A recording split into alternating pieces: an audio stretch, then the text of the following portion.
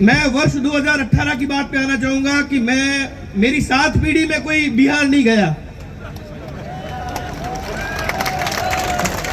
मेरी 7 पीढ़ी में कोई बिहार नहीं गया और इस ST/SC एक्ट ने मुझे वहां पर 6,500-7 हजार सेंट्रल जेल बेहूर के कैदियों के बीच में रखा। और जब मैं वहां से बाहर निकला तो मैंने संविधान को सलाम किया कि ऐसा संविधान भगवान किसी दुश्मन देश में भी न दे जहां पर बेकसूर आदमी को जेल डाला जाता है। सारे राजनेता वोट बैंक के लिए बिल्ली की तरह अपनी आंखें मूंद सकते हैं, लेकिन ये बात वो ना भूले कि अगर इसी तरीके से मिसाल बनती गई ST/SC एक्ट के तहत जो प्रताड़ना, तो आप भी कभी बचेंगे नहीं। ये लिख के ले लीजिए के रूप में आप कहीं पर भी अपनी अदालत खोल दो और वहां पर कह दो कि इसको APU कर दो, इसको जेल में डाल दो, तो ये लोकतांत्रिक मूल्य में अन्याय है और अन्याय है। आज नहीं बोले तो कल रो के ये लिख के ले लीजिए। मैं पेशे से पत्रकार हूं, इसलिए मंच पे बोलना मेरे काम में थोड़ा सूट नहीं होता, लेकिन मुद्दा चूंकि कहीं न कहीं मुझसे भी जुड़ा हुआ है ST/SC एक्ट, इसलिए आज मैं अपने आप को रोक नहीं पाया। भेदभाव कहीं होता है जितना ये बताते हैं, बावजूद इसके कुछ लोग सिर्फ इस एक्ट के आड़ में प्रताड़ित करने और तथाकथित रूप से ये कहने की आजादी से पहले हमारे पे खूब अत्याचार हुआ, तो अब शायद वो इसका बदला ले रहे हैं। बाड़मेर और जैसलमेर से जितने भी बंधु यहाँ पर पधारे हैं, बुजुर्गों को प्रणाम और युवाओं को नमस्कार। हालांकि मैं पेशे से पत्रकार हूँ, इसलिए मंच पे बोलना मेरे काम में थोड़ा सूट नहीं होता, लेकिन मुद्दा चूंकि कहीं न कहीं मुझसे भी जुड़ा हुआ है ST/SC एक्ट, इसलिए आज मैं अपने आप को रोक नहीं पाया। बंधुओं, एक बात बताइए कि आपके आसपास, मैं भी गांव में रहता हूं, आपके आसपास भी दलित रहते थे, आपके स्कूल में पढ़ते थे। मैंने तो मेरे जन्म 87 में मैंने कभी किसी के साथ न तो भेदभाव होते देखा, न भेदभाव कहीं होता है जितना ये बताते हैं। बावजूद इसके कुछ लोग सिर्फ इस एक्ट के आड़ में प्रताड़ित करने और तथाकथित रूप से ये कहने की आजादी से पहले हमारे पे खूब अत्याचार हुआ, तो अब शायद वो इसका बदला ले रहे हैं। मैं वर्ष 2018 की बात पे आना चाहूंगा कि मेरी 7 पीढ़ी में कोई बिहार नहीं गया। मेरी 7 पीढ़ी में कोई बिहार नहीं गया और इस ST/SC एक्ट ने मुझे वहां पर 6,500-7 हजार सेंट्रल जेल बेहूर के कैदियों के बीच में रखा। और जब मैं वहां से बाहर निकला तो मैंने संविधान को सलाम किया कि ऐसा संविधान भगवान किसी दुश्मन देश में भी न दे जहां पर बेकसूर आदमी को जेल डाला जाता है।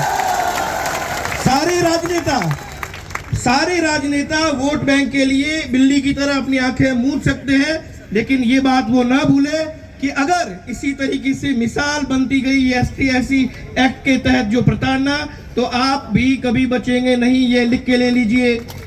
आप अगर ये सोचते हैं कि आज अगर हमारे बोलने से हमारा वोट बैंक खराब होता है, तो आपके ऊपर लानत है, क्योंकि आने वाली पीढ़ियों को आप बर्बाद कर रहे हैं। हमारी पीढ़ियां आपको कोसेगी कि आप जब बोलने वाले ओहदे पर थे तब आप खामोश रहे, और इस खामोशी की वजह से आने वाली पीढ़ियां दब दब के रहने को मजबूर हैं। हम किसी जाति के खिलाफ नहीं, हम किसी वर्ग के खिलाफ नहीं, हम किसी के खिलाफ नहीं, लेकिन अगर हमारे वेद भी कहते हैं, पुराण भी कहते हैं, हमारे जितने भी धार्मिक जो रूप से, सामाजिक रूप से जो अगुआ है, वो कहते हैं कि अन्याय को सहन करना सबसे बड़ा गुनाह है। तो क्या आपको लगता है कि सिर्फ और सिर्फ खुन्नस निकालने के लिए किसी के पीछे सिंग लगता है, तो उसको निशाने पर लेने के लिए आप ST/SC एक्ट को टूल बनाए और निर्दोषों को जेल में डलवाए?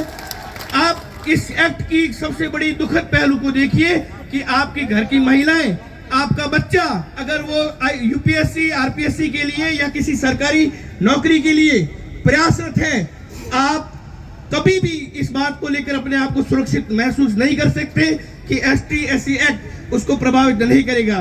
तो अगर पीढ़ियों को बचाना चाहते हैं तो इस एक्ट का एक बार पुनर्मूल्यांकन होना चाहिए।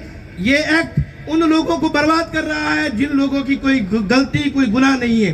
तो मैंने पहले भी निवेदन किया कि इस ST/SC एक्ट ने आज से करीब 6 साल पहले 2018 में, मैं इस मंच से कहना चाहूंगा कर्नल मानवेंद्र सिंह जी का बहुत बहुत धन्यवाद। एक ऐसा राजनेता जिससे मेरे कई मनभेद हुए होंगे, क्योंकि मैं पत्रकार हूं, हर किसी को खुश नहीं रह सकता, एक पक्ष मेरे खिलाफ होगा ही होगा, लेकिन मैं कर्नल मानवेंद्र सिंह को इस भीड़ के माध्यम से धन्यवाद ज्ञापित करता हूं कि आपने आवाज उठाई, तभी मैं आज आपके बीच में हूं।